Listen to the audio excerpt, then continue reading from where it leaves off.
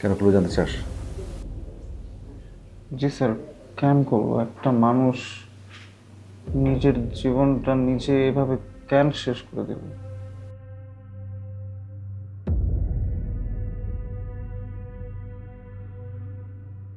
টিটুর আসলে কেউ ছিল না।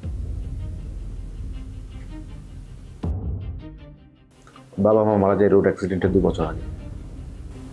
ও ভাবতোর বাবা মা মারা যায়নি। আমার পরিবারের সবাই মারা গেছে 2 বছর আগে। টিটো নিজের মতন কল্পনা একটা জগৎ করে নিয়েছিল। ও আমাদের সামনে যে ফোনে কথা বলতো, বাবা মার সাথে কথা বলছে, আত্মীয়র সাথে কথা বলছে, এগুলো ছিল ওর কল্পনা, কল্পনার জগৎ। 2 দিন আগে ও রিয়েলিটির পায়, তারপরে এই কাজ করে। আমি 2 দিন আগে খোঁজখবর নিয়ে জানতে পারি পরিবার কেউ বেঁচে নেই। একটু ভাই, পরিবার সাথে নেই দেখে উনি নিজে এদিকে ওদিকে টিউশনি করে নিজের খরচ চালাতো। তাছাড়া উপায় কি? স্যার, এই কথাটা কেন আমাদের আগে বলেননি আপনি?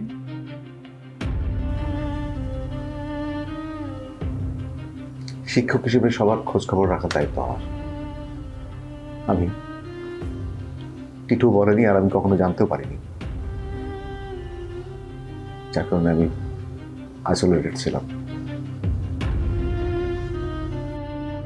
টিটু ভাইয়ের লাশটা যে এখনো দাফন করা হয় নাই, দাফন করা হবে না ওনার লাশ?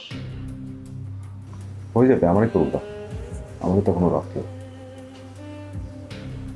কর্তৃপক্ষ খরচ দেবে। স্যার, আমি না টিটু ভাইয়ের জিনিসটা না কোনো দিক দিয়ে মেনে নিতে পারতেছি না। শোন, একটা কথা বলি, ছোট মানুষ তো, যত বড় হবি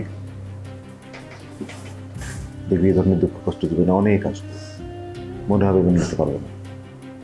তো মেনে নেওয়া ছাড়া কোনো উপায় নেই, মেনে নিতে হবে, শক্ত হতে হবে, মেনে নেওয়া শিখতে হবে।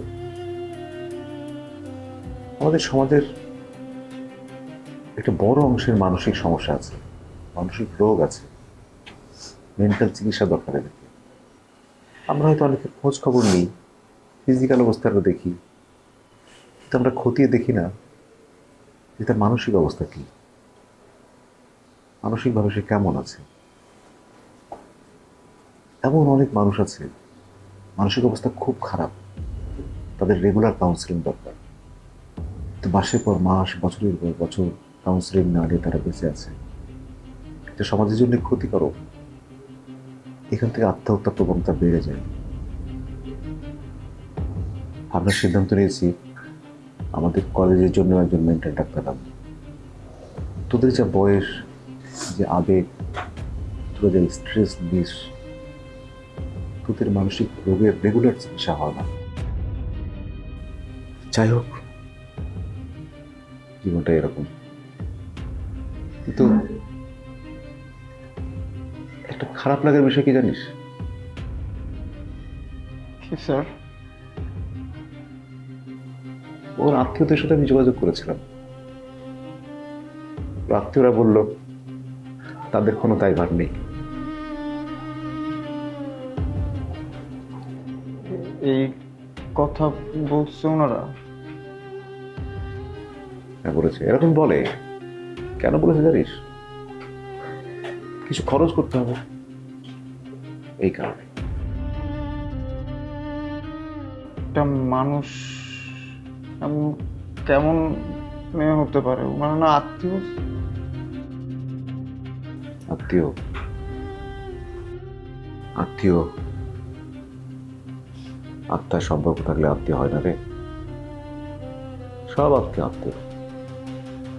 মা মারা গেলে মায়ের পরিবারের সাথে সম্পর্ক থাকে না, বাবা মারা গেলে বাবার পরিবারের সাথে সম্পর্ক থাকে না।